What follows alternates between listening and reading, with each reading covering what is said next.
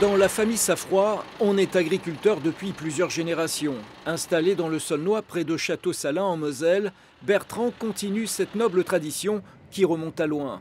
L'homme pratique la polyculture dans un paysage vallonné digne d'apparaître sur une carte postale. Blé, orge, colza, tournesol s'étendent ainsi à perte de vue. Si l'homme travaille dur et reste passionné par son métier, l'abattement le saisit lorsqu'il se rend dans ses parcelles cultivées, la photo sanglier. Ah, là, on voit déjà une zone où il y a plusieurs mètres carrés. Ils ont dû un petit peu stationner ici.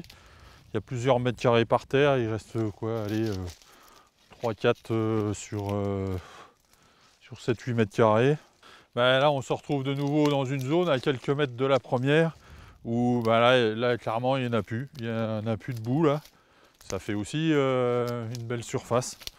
Donc, et on voit que c'est pas par terre depuis hier, hein, ça date déjà un peu. On voit d'ailleurs déjà des petits tournesols qui ont commencé à repousser.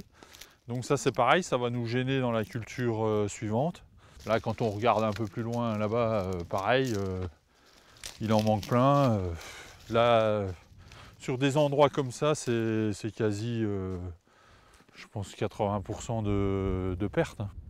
Bertrand estime ses pertes financières à près de 6 000 €. Bien que couvert par un système d'assurance mis en place par la Fédération des chasseurs, l'ensemble des dégâts ne sera pas forcément totalement pris en compte. Entre les aléas climatiques et les dégâts de sangliers qui deviennent récurrents, les agriculteurs se sentent sous pression, une pression qu'ils mettent à leur tour sur les chasseurs.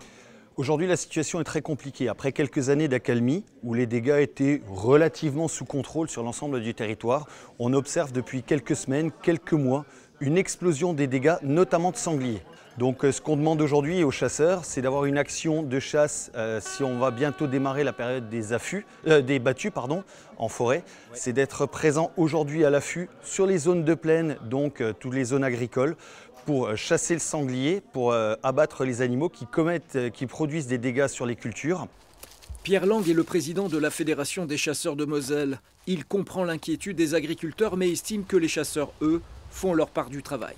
Je rappelle simplement qu'il y a 4 ans, nous avions eu 2700 hectares de dégâts dans les cultures.